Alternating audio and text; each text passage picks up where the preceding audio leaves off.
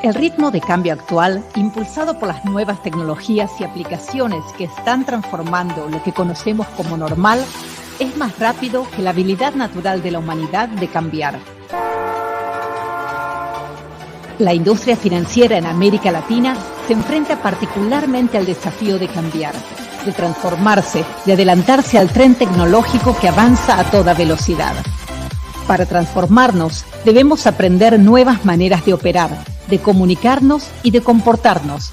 Debemos desafiar nuestros prejuicios, nuestras creencias heredadas y abrazar las posibilidades que brinda la innovación, por nuestros clientes, nuestros colaboradores y por nosotros mismos. Y lo más importante, debemos aprender unos de otros. Y es por eso que Fintech Americas creó Fintech Americas TV, el canal de eventos digitales de Fintech Americas, que ofrece semanalmente la programación más completa y relevante sobre transformación digital para la industria financiera en América Latina. Desde nuestras conferencias virtuales semestrales, los deep dives sobre temas críticos, hasta Inside Access, nuestra reconocida serie de webinars sobre tecnologías de vanguardia que marcan la diferencia, FATV está siempre encendida.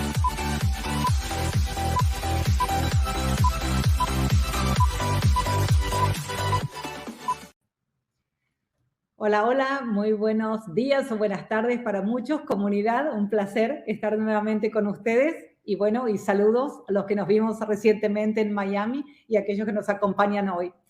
Bueno, hoy tenemos nuestro programa The View from the Edge. Como saben, es donde nos sumergimos en profundidad en temas trascendentales para la industria. ¿Se recuerdan cuando hablábamos de transformación digital? Bueno, la transformación digital fue simplemente un paso necesario para comprender que la única forma de manejar el cambio constante es cambiar constantemente. Y hoy tenemos con nosotros para que nos cuente todo acerca de este nuevo paradigma a Chris Colbert, ex-Managing Director de The Harvard Innovation Lab and Chairman del Board de Fintech Americas, a quien voy a invitar a participar con nosotros. Como saben, esto va a ser en inglés. Su presentación, obviamente, siéntanse libres de hacer sus preguntas en inglés o en español. Así que, sin más preámbulos, Chris. Hola. Hola, hola. ¿Cómo estamos? You know, Maria, I've never told you this. I love it when you present because you present with such joy.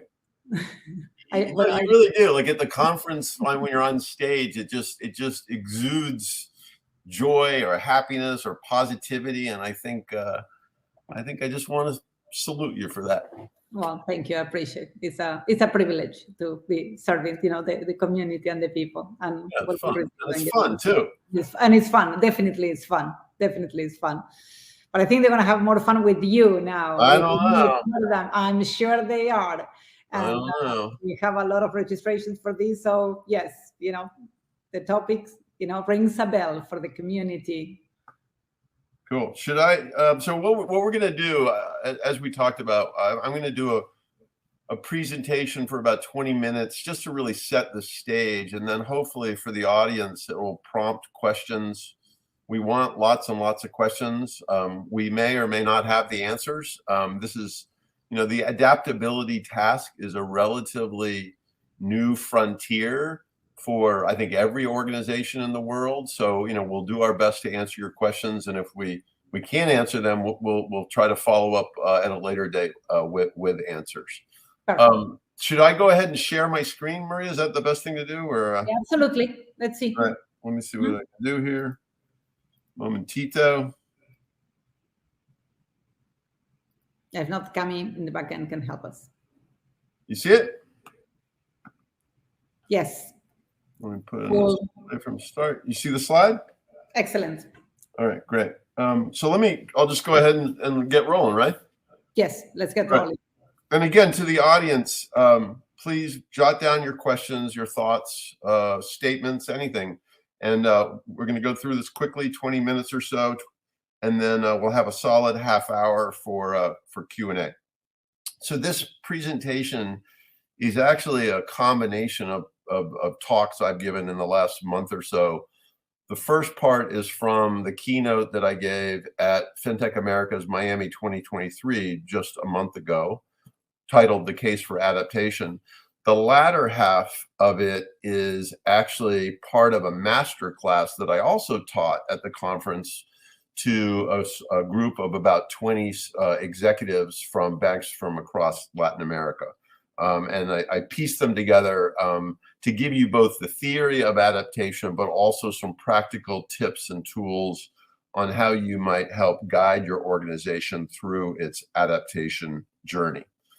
So as titled, the case, my goal here is to build a bulletproof case, a logic, a riddled case for not just the why, but the how of adaptation. And this is like the cheat sheet statement, if you will, that I would present to you as the jury on this question of adaptation.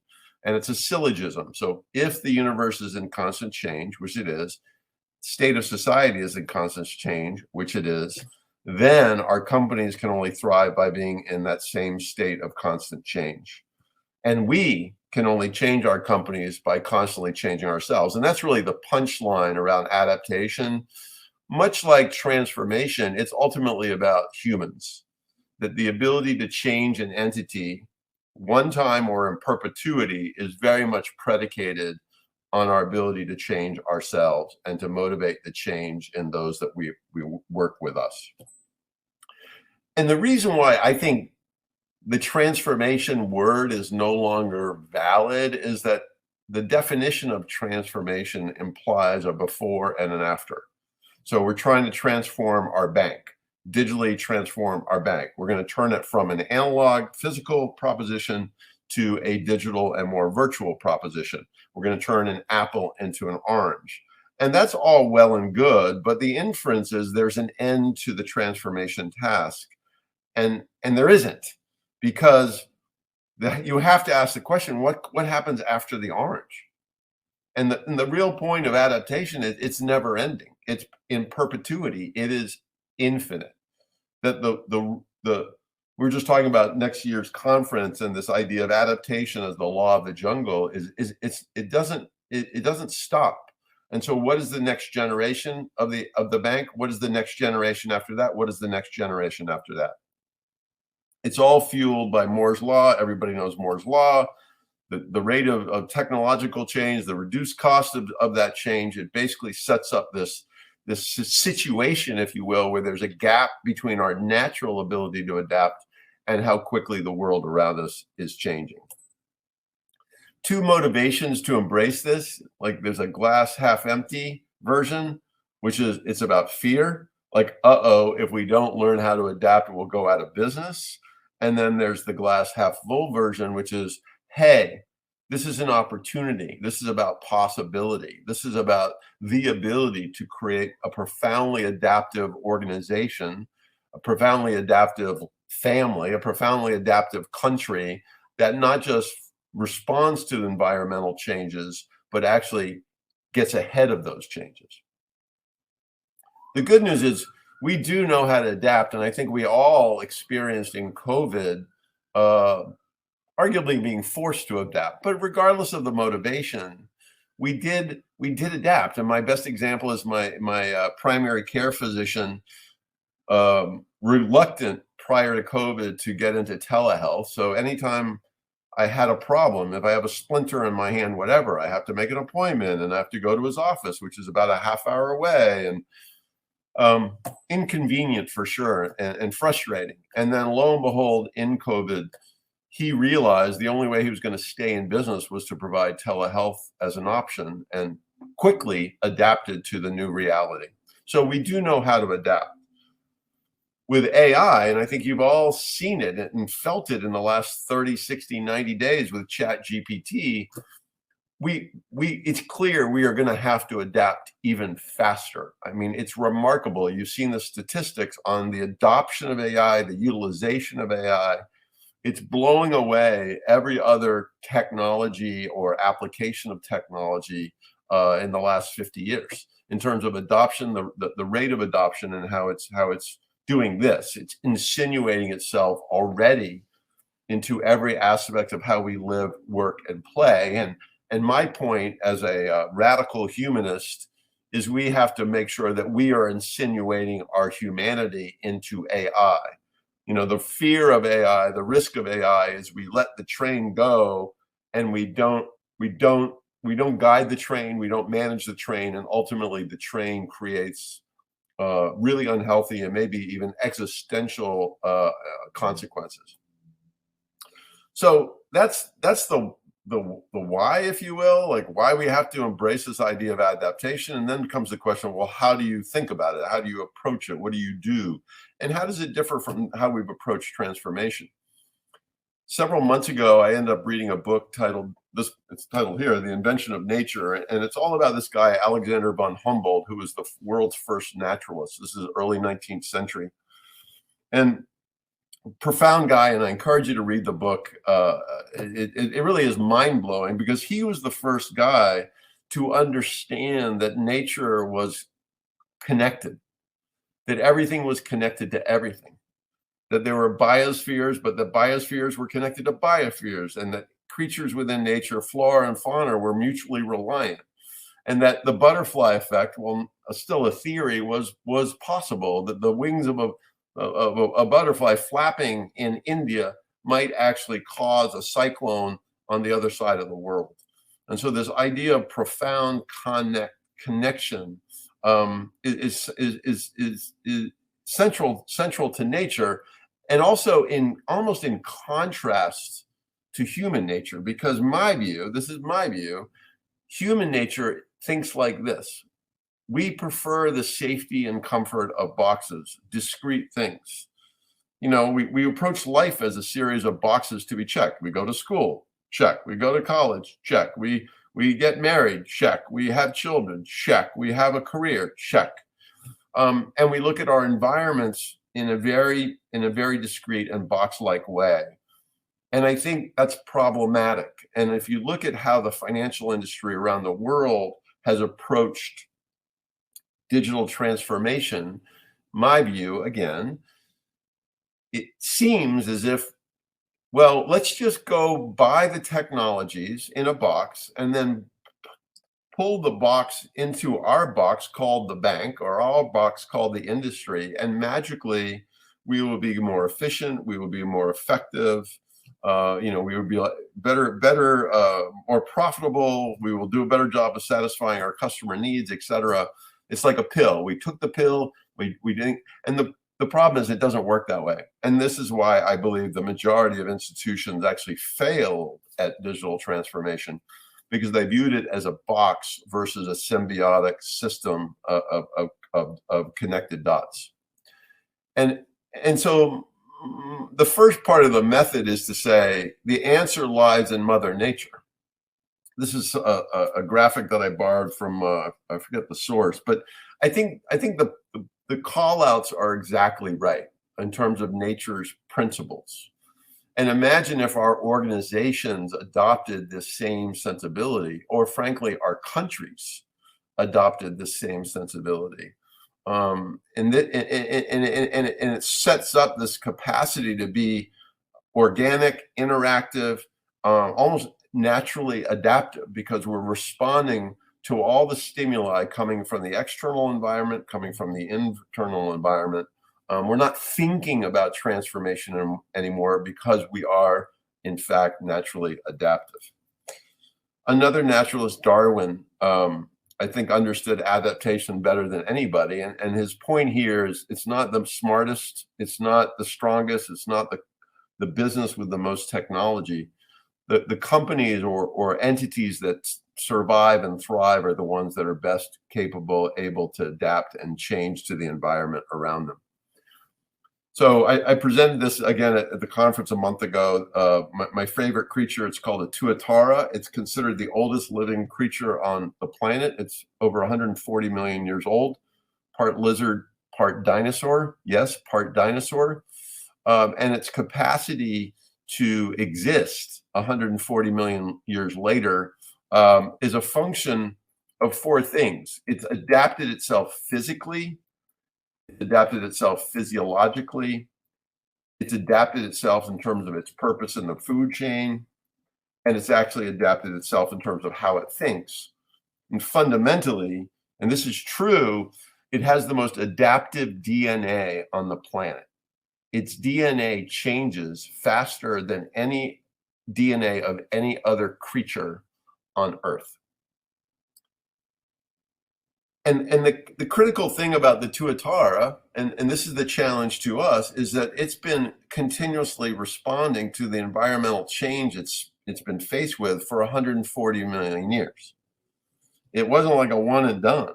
It has kept evolving. It looks remarkably the same, but its DNA has profoundly changed over its 140 million year history. So you think about the tuatara construct, that framework applied to banks in Latin America. And the four attributes are similar, but a little different. So the physical is actually about technology. The physiological is actually about the processes we employ as banks. The purpose is the purpose. What is the purpose of a bank in the food chain called society? And then the people part is really the psychological part. How our organizations think, what they believe, how they feel, what they want, what they desire. That's all a piece of the equation. But it's the same fundamental task. In order to become an adaptive organization or an adaptive human, you have to look inside. And there's a phrase I use later, which is about decoding and then recoding at a DNA level. And I think that's really what we're talking about. So the cheat sheet I always use on this is Maslow's hierarchy of need. If you don't know it, you should read about it. It's a wonderful capture of how humans do what they do, why they do what they do, when they don't do what they should do. And his whole supposition is that we are very basic creatures, and we come into life every day seeking food, water, shelter, the base level needs. And then we seek control, what are called safety needs. And then we seek some level of connection. And then a handful of us, a minority of us, seek esteem and self-actualization. The majority of people and the majority of companies operate at these first three levels, what I call the status quo zone.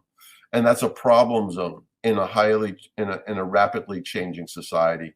It's a problem zone for individuals. And what we really all need to push towards is the adaptation zone, which is really where you achieve in significant levels of what Maslow calls strength and freedom, but most importantly, you're able to self-actualize. You're able to realize in perpetuity the full potential of the organization. So I'm going to give you two things here. I know I'm going very quickly. One is like a Cliff Notes summary of what I believe any organization needs to focus on. And then the other is a bit more expanded with a bit more sort of practical advice. So let me just quickly take you through the 7 laws. This is what I presented in May. And then I'm going to take you through something a little more, as I said, a little bit more detailed. So number one, you think about adaptive creatures, they're really, really good at responding to what is happening in their environment. And arguably the most important part of your environment are your customers. No customers, no revenue, no business. And so the question I have for everybody is, how good are you at understanding your customers? And guys, I have been in business for 40 years. I've never met a company I thought was really good at understanding their customers. And so law number one is get really good at decoding your customers, not just demographically, psychographically, like every aspect of who they are, and why they buy from you. Number two, decode and recode your organization.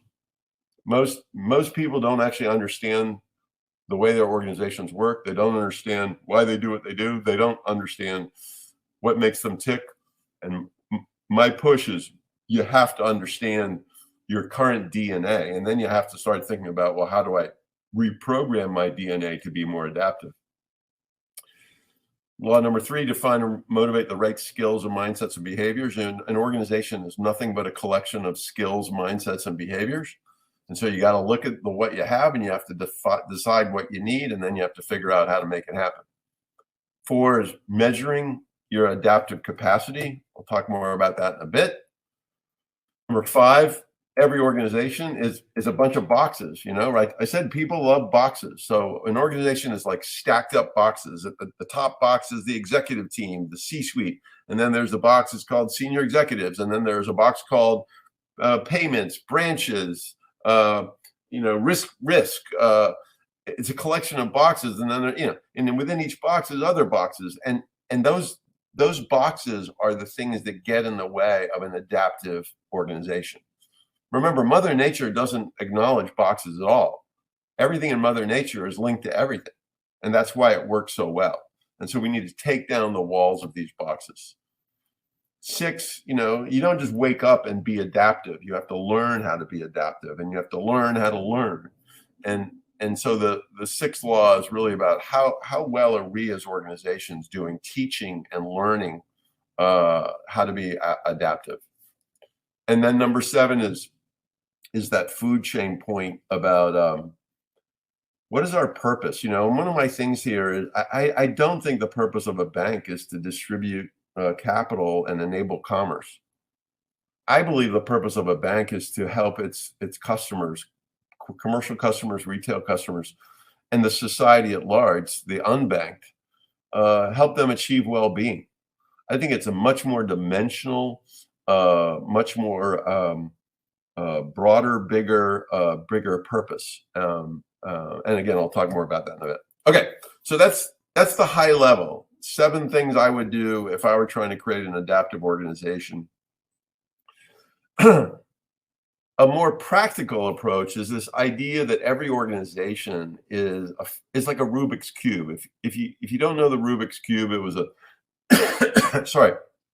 toy created, I don't know, probably 20, 30 years ago. It's this little widget. We had several at the conference, if you attended the conference, on tabletops. And the whole idea is you want to match it. So all the blues, there's 6 colors. And so you want each side to have all blues, one side to have all yellows, one side to have all greens, one side to have all orange, one side to have all white.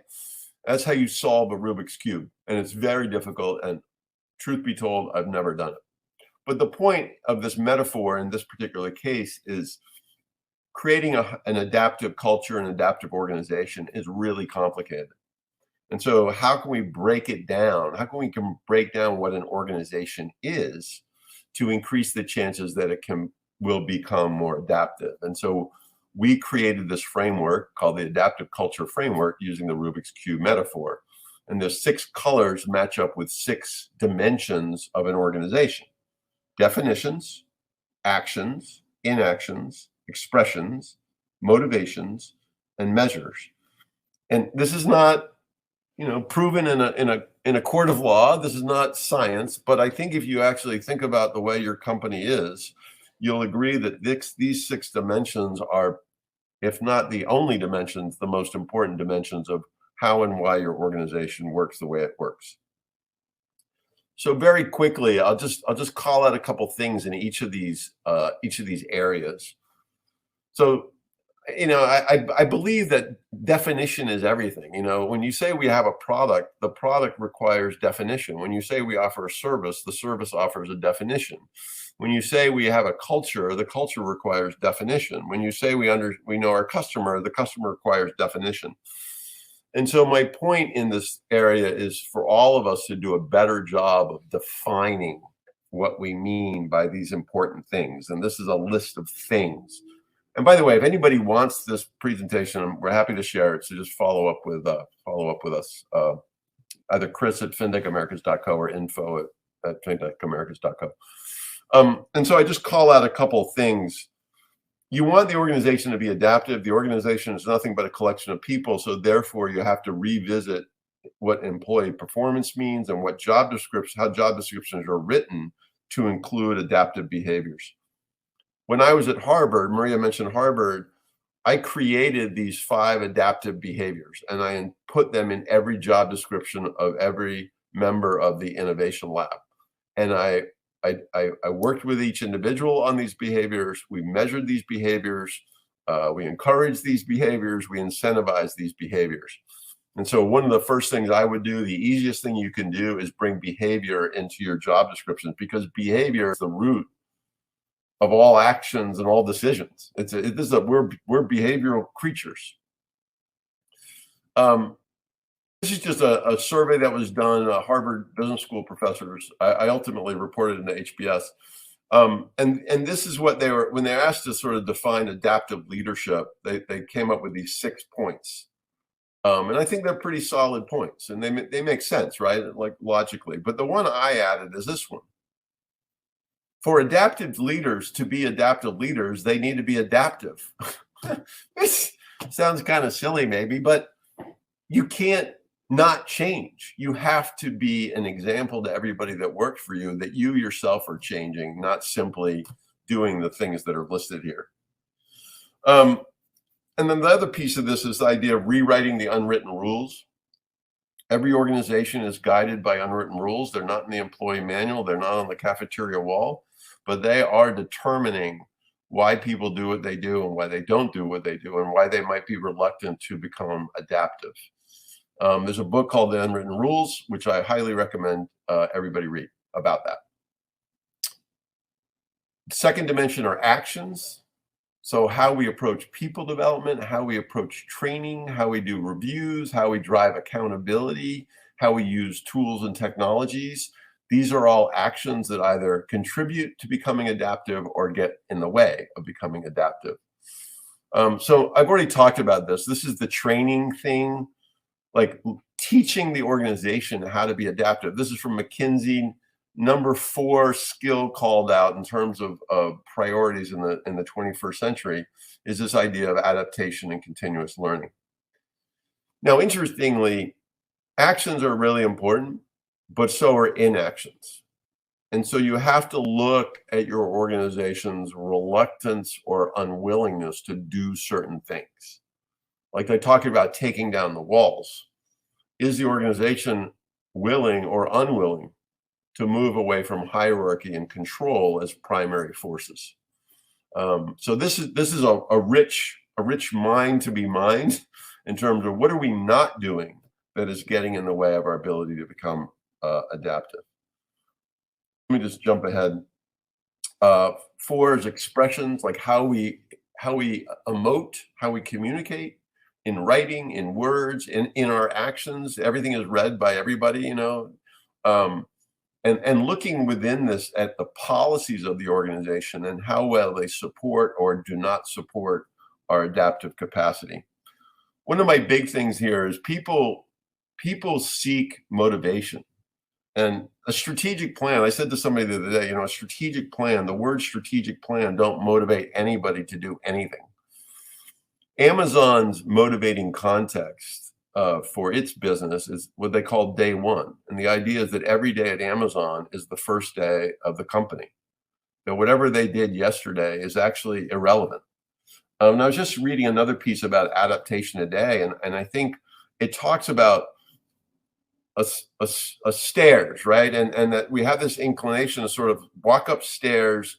The stair before the last stair we just left is actually irrelevant to the next stair. And I think that's the idea of day one. Yesterday doesn't matter. What matters is today and tomorrow. At FinTech Americas, our motivating context is something we call the journey to I. It sits on top of our strategic plan. So when we talk about the journey of becoming a more innovative and impactful company, we use journey language, not the strategic plan. Number 5 is motivations, or 6 is motivations, which is just encouraging everybody to look at your incentives. You know, people, as I said earlier, people seek motivation, and sometimes incentives come in many different forms. And the question is, are your motivations, is your incentive construct from recognition and reward, does it line up with what the behaviors that you're trying to motivate to become an adaptive company? And then the last one is this idea of measures. How do we redefine employee performance, leadership performance, management performance? And, you know, I mentioned these things before, but imagine if we had a dashboard that measured leadership on the back of its behavior change, on how well it is imbuing trust, on how well it is encouraging learning growth, whether it has created an environment of psychological safety to encourage people to take risks, how well aligned the company is. You can just imagine the consequences of that. or we had a learning dashboard or an adaptive dashboard like this that looked at these measures, like how well are we doing with learning, how well are we doing with trust, psychological safety, etc. Fundamentally, this is lining things up. This is connecting dots, just like Mother Nature is a collection of connected dots. What we're trying to do with the Rubik's Cube model is help everybody understand that actions and inactions and motivations and measures, it all needs to fit together.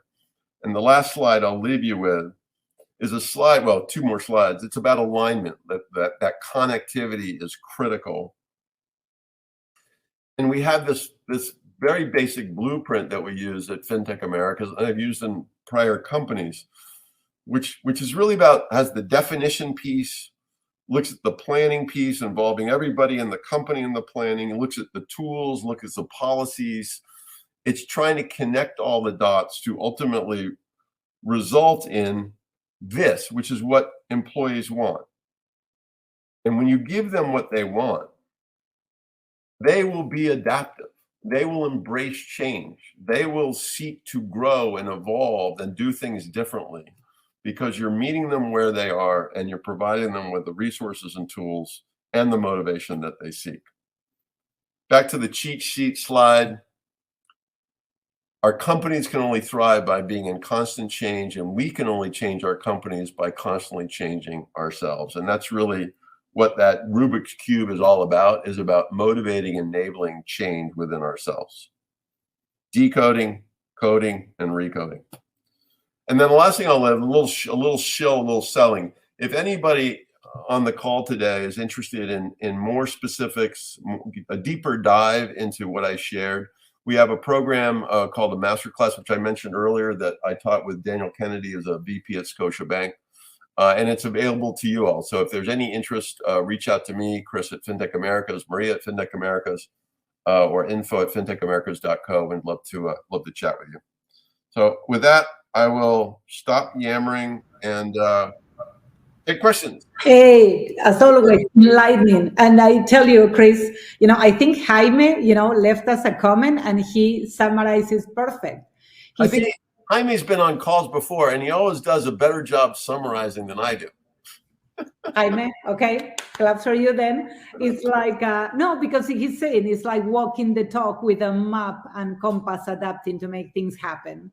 And how important it is to have the map, to have the blueprint, and then you can follow the blueprint. Yeah. And very well said, Jaime. And the blueprint, that whole point about connecting is Mother Nature. Like, we're trying to take the environment that is our company with the environment that is outside of our company and have it all fit together versus have our environment be a walled city. And what's happening outside, we either ignore or we don't examine rigorously enough. We don't really understand what's going on. And that construct of a walled city and disconnected from the truth of the environment, I believe, is a recipe for failure, for like going out of business. Mm-hmm. That if we don't become naturally adaptive, we don't become really hypersensitized to the truth of the external environment and the truth of the internal environment, we are truly vulnerable to being put out of business. Now, banks, have been around for hundreds of years, pretty much operating the way they always have. So I think, some percentage of people don't believe what I just said. But, this AI thing is an example. Like, if we don't all get really expert on what it is, how it is, and how it can be used within our organizations to change the what we do and how we do it, and maybe even why we do it, I think we're really vulnerable. And that's the fear side of that's the glass is half empty side. The other side is, this is exciting. And we can create even more value. We can move from a distribution business, distributing capital and cash, to an enabling business where we help people achieve well-being. Like, that's pretty exciting, right? No, it is. And then I think we have both. As humans, we have both, because we have the fear and then we have the excitement about a new thing. So with ChatGPT, we're just testing and seeing, and it's amazing. And then in the back of your mind is like, well, is that, what's going to happen? What changes is going to bring?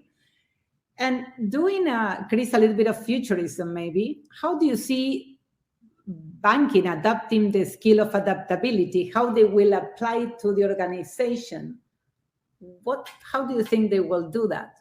Well, I mean, I think the first question is, will they? I mean, the problem, my son works for a big insurance company here in Boston. And, the DNA of insurance companies is risk reduction, right? That's how they make money. So the DNA of banks is not dissimilar, right? It's risk reduction. They're playing the interest rate game, and they're trying to make sure that they don't ever run out of money, and there's no run on the bank, and it's about risk reduction. The problem with adaptability as a task for banks is it requires leaving the walled city. Mm-hmm. Well, here's another example. When I was at Harvard and all these startups, we had 200 startups every semester working in the innovation lab. And my advice to the startups was, stop working on the product and go spend time with your customer, or who you believe your customer will be. Mm-hmm. And Maria, they never wanted to do it. They never wanted to leave the walled city. Because that's the box. What's that? That's the box. That what you mentioned. It's like the box. The box is the box is safe. The box is familiar. The box is comfortable. But the problem is, I think the irony is, the box is actually the most dangerous place you could be. Because what's happening outside the walled city, the box, is changing so radically that one day you'll look over the edge of the box and there won't be any customers left. You're like, so I think banks, the first order of business is to embrace the truth, is they have to leave the walled city, and they have to get much more open, and they have to deal with their risk aversion and say, I'm going to take on the risk of actually spending quality time with customers, and spending quality time with AI, and spending quality time with quantum computing, and spending quality time with the most innovative companies in the world to understand intimately how we need to modify our products, our services, our practices, our policies, our processes, every piece of how we run this business. And maybe we may decide we're not a bank anymore. Like, maybe, or maybe we need to a retail, and the invisible bank is behind, and that's it. That's our new model. So we have a question from Eduardo Alvarez. If artificial intelligence will impact the 4 aspects of the DNA, in which one banks should begin? Is there a recommended roadmap? Yeah, this is, again, I have a lot of opinions. I have no idea if any of them are valid. My answer to this would be how we're doing it with FinTech Americas. So we're looking at AI through the lens of this is trite, through the lens of intelligence, and through the lens of how AI impacts our people's capacity to create value. So I look at AI, the 4 attributes: technology, process, purpose, people. I look at AI through the people lens first and say, how can this tool enable the people we have to focus more on creating unique and differentiated value for our customers? So I don't look at AI as AI can replace people. I look at, how do we use AI? How do the people we have use AI to be able to focus more on differentiation, on unique value, on greater value. And I think that's the right question. AI it's still just a tool. It's not an entity unto itself. It's a tool. But like all tools, if you don't know how to use the tool won't be of much help to you.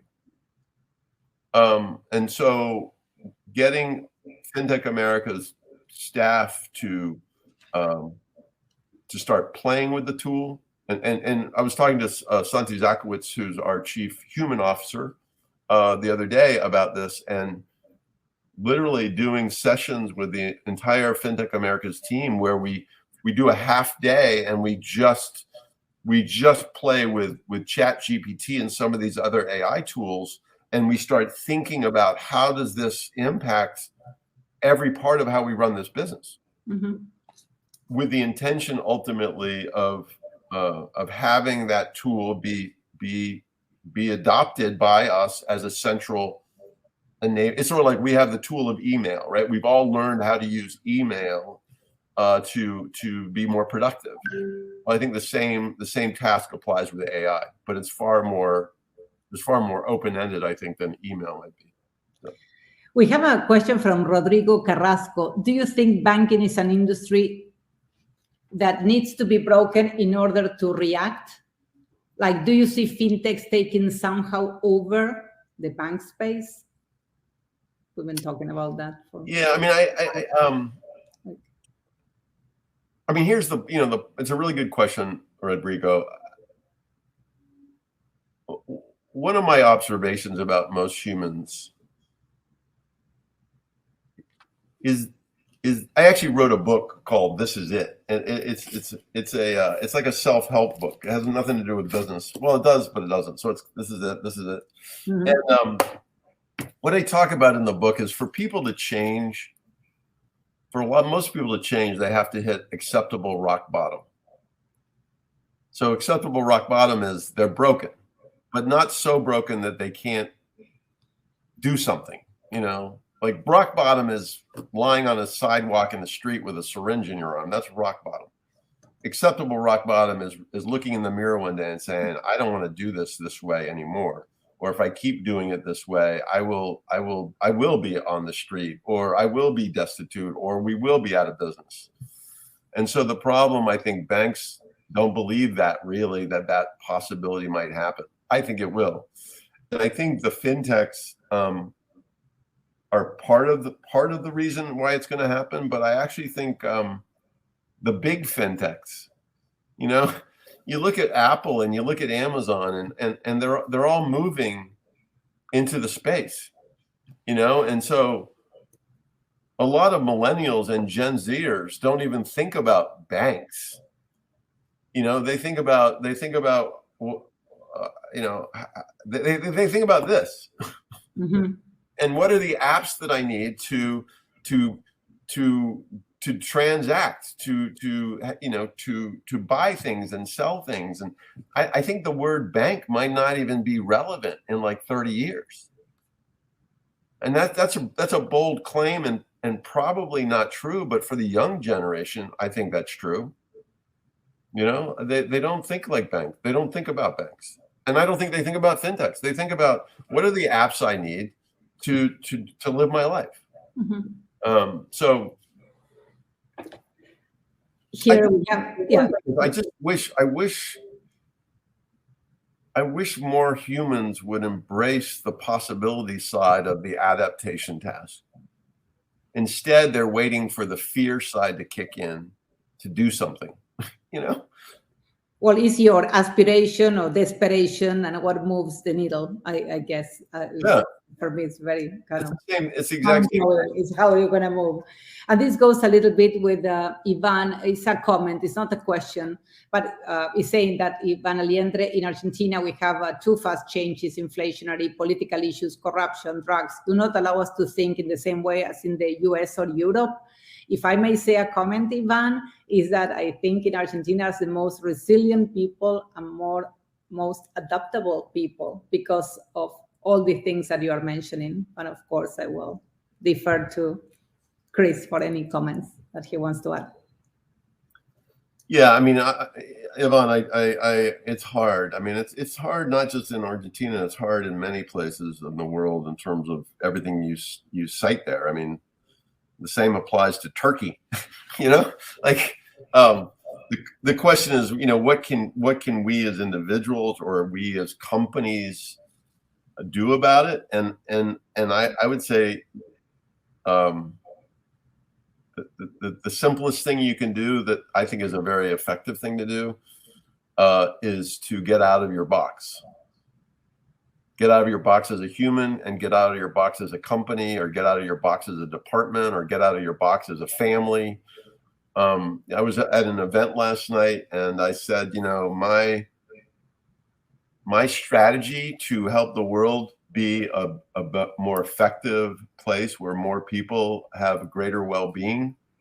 It's a radical strategy. It's very innovative, and it consists of me saying hello to strangers. Your famous hello to strangers. For those that don't know Chris, he goes and says hello to every person that he passes by, and people, you can understand that maybe get surprised, to say the least, okay? Because someone they don't know even who he. Yes. But let's just the conference. So we had almost 900. For those that didn't attend the conference, you really should attend next year. We had over 950 people attend the conference. Some large percentage of those people come to the conference for amazing content and connections, right? They're there to meet people. They're there to meet potential technology vendors, the big tech, Microsoft, JP Morgan Payments. They're there to meet the fintechs. We had, I don't know, some 30, 40 fintechs presenting and participating. So they're there to meet people, right? How many people do you think walked the floor and said hello to strangers? Yeah. I mean, it was happening, but it wasn't. It was not happening at the rate or the pace that it should, because almost everybody walks into a conference not as a member of a symbiotic ecosystem, but they walk in a box called the Protect Me box, and strangers are fearful. They might eat me, or they might hurt me, or I don't know. And so back to Argentina, I was actually gave a talk in Mar del Plata in 2019 to a bunch of CEOs for this thing called Adeo. And my pitch to them was, if you want to fix your country, talk to each other. Be like Mother Nature. Talk to each other. Get out of your boxes and get out of your self-absorption, and realize that the only way Argentina gets through all this shit is on the back of mutual reliance and saying hello to strangers. And I know that's like trite and maybe sounds, naive. I don't know. But I think we could all start right there. And by the way, Chris was shaking hands with every person that attended the conference and attending the party at Live after the conference. And half of them thought I was a freak. But it's the irony, right? The irony of humans is we need each other so much, and yet we're afraid of each other so much. It's like crazy. Some people are asking us about regulatory. Raquel Duran Otoni Candido, your opinion on the role that regulatory entities of banks should play within this technological revolution surrounding the financial industry. And then we have another one also related to. Yeah. So this is actually, this is not my insight. This was shared with me at, I don't think it was in May, another FinTech Americas event. And a bank from a particular country, I can't remember which country, maybe Ecuador, I can't remember. Guatemala? Panama? Maybe Guatemala. But here's the point. The banker's saying our regulators weren't helping us. They were getting in the way. They're anti-change. They're anti-innovation. We couldn't make any progress with anything we wanted to do with these fintechs. And then we had this idea, and we invited them to our offices and we showed them, we had a workshop with them and we showed them what we were trying to do and why we were trying to do it. And they got to actually like play with the prototype. And all of a sudden, the whole thing changed. All of a sudden, they were much more open. It didn't mean they were like just approving everything, or but the point is the dynamic between the bank and that particular regulators changed. And my point is it changed because prior to that workshop that they had, the regulator was in its box, the bank was in its box. They're throwing shit back and forth, And it's only when they came out of the box, when they came out of the walled city, that things changed. And I think that's what we have. It's back to saying hello to strangers. Regulators are not the enemy. They're human beings. And their job is to mitigate societal risk. So you gotta embrace that. That's a serious job. And you gotta be able to empathize with that job. And you need to build relationships with them and support them and help them do their job. And if you show them that you actually care about them as human beings, my belief is they might open up their minds and their hearts to being more supportive of the kind of changes that you want to see happen. I'm not saying that's simple. I'm not saying it's fast, but I think it's the moral of the story is the same moral. They are part of the ecosystem, a critical part. They're not the enemy.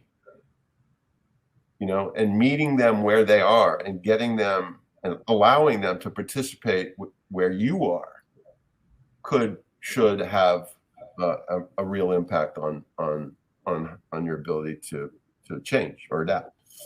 And what you're saying, Chris, gets me to how does the process of adaptation impact the well-being of individuals and organizations from a psychological point of view? You touch a little bit talking about the regulators. They are people. They want to do good. They want to try to be helpful. Right. You think so? So go back to Maslow. I talked about the status quo zone. The majority of people, the majority of companies, the majority of countries are in the status quo zone. I think the scary thing about America, by the way, is we're in the status quo zone. Mm-hmm. We're actually holding on to our superpower status that we've had for decades, not seeking to self-actualize the real potential of the country anymore. And this is what happens to empires. The tail end of every empire is they move into the status quo zone. They hold on. The tail end of every company, if you look at the Fortune 500 list today, 30 years ago, it had a completely different set of companies. Mm-hmm. And part of what happens is hubris takes over and they think our job is to just hold on. Harvard University, I worked there for 4 years. They're in the status quo zone. They're not in the self-actualization zone. So recognizing that most humans are naturally in the status quo zone, but if you put most humans on a psychiatrist's couch, a therapist's couch, and started probing and poking at them and saying, tell me about your life and tell me about what you regret and tell me about what it is you really want and tell me about your aspirations for your future, all of a sudden you'd start getting pictures that are very different than the status quo that they operate in. And then if you as an organization start enabling those individuals to start moving up the hierarchy towards self-actualization, which is really maximization of potential, it becomes the culture of the company, that the whole thing, the self-actualization of Argentina is predicated on the self-actualization of the companies which is predicated on the self-actualization of the families, which is predicated on the self-actualization of the individuals. And the whole thing, performs. So I think if you can attach to adaptation as the task and well-being and self-actualization as the desired outcome, and then do the Rubik's Cube on how to build the systems and the policies and the motivations and all that stuff to realize those things, you will have one hell of an organization. And Rodrigo Carrasco is like he's reading your mind, because it says, so it all comes down to the fact that we are all human beings, right? Adaptation, in a great extent, might really mean build solid relationships to grow together, right? So perfectly said, Rodrigo. And it's funny, I was talking to somebody the other day who's like hung up on hierarchical success. I want to do this, and then I want to be a VP, and then I want to do this, and then like this, and I'm like, that's all well and good, but my measure of success, and this is the truth. My measure of success is this. My measure of success is us talking about the stuff that matters. My measure of success is meeting a stranger like I did. I met many strangers last night. I went to an event and having really intimate and honest and human conversations that they walk away. Maybe they walk away with a smile. They walk away with an insight. They walk away having grown in some form from those conversations. And if all of us could approach our daily life that way, where the success is at hand, success is not in the future, success is now, by simply being more human and not being afraid of being more human. And if more companies operated through the lens of that, they would be almost naturally higher performing. But what companies do is they put humans in boxes. Maria, you are the chief growth officer. That is the box. Do your box. And they ignore the fact that, well, actually, Maria's human. Crazy. Yes. And well, Jaime, this is, I think, one of the last questions that we have. Thank you again for the insight. My question is, for the banks in Latam, with all the current social, political, and economical challenges, would it be a good strategy leaving the walled city when they start stepping with the digital version of the bank, like a fintech, to evolve and adapt, also including artificial intelligence? I'm not sure I completely understand. Do you understand? Would it be a good strategy leaving the walled city? I imagine it's what we were talking about. Yeah. They start stepping with a digital version, or maybe like a version of how we put together transformation with adaptation, because all the banks are transforming, and how we can maybe put together with this new. I'll try, and if I don't get it right, I apologize. I think the digital bank thing is a box. Like we were this analog physical bank with branches, like all this digital technology. We have to become a digital bank. So let's get out of one box and create another box. And I'm like, last year, the FinTech Americas conference was the future is hybrid. I mean, I think if you bought my idea of banks moving into the well-being business, that the purpose of the bank is no longer, I don't think it's sustainable to simply be in the cash and capital distribution business, commerce business, whatever. I think you might actually contemplate, we need to hire more people to work directly with our customers. Like all of a sudden, so what I'd be careful about is leaving a walled city with the intention of creating a new walled city. Correct. Change just the box. It's a different box, but it's a box. It's a digital box, so it's 10 times more profitable. Woo woo! And we can serve Gen Z and millennials better. Woo woo! The problem is, what's next?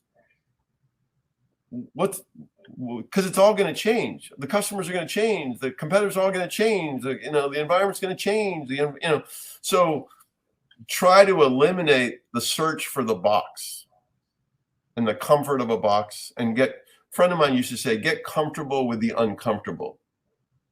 Being adaptive is getting uncomfortable with the uncomfortable. So when you leave the walled city, you're leaving it for good, man. You're never going back. And building an organization that is comfortable with that and capable of constantly taking in the environment in its every form and adapting and responding to it, that's what this is about. So anyway, I don't know. Well, now I have a very serious question. Is the Tuatara coming to FinTech Americas Miami 2024? Quite likely. Quite likely. Okay. For everybody here, thank you so much for participating. Thank you for your comments and your kind words. May 7 and 8, 2024, Miami Beach, Fontainebleau Hotel. So I hope to see you all there. In the meantime, we keep in contact through our programming of FinTech Americas TV. And thank you very much for participating. It's a pleasure to have you all with us. And please write to us anything, comments, suggestions. We are here to support you. Thank you all very much. Great to see you. Thank you, Maria. Thank you, Chris. Ciao. See you. Thank you.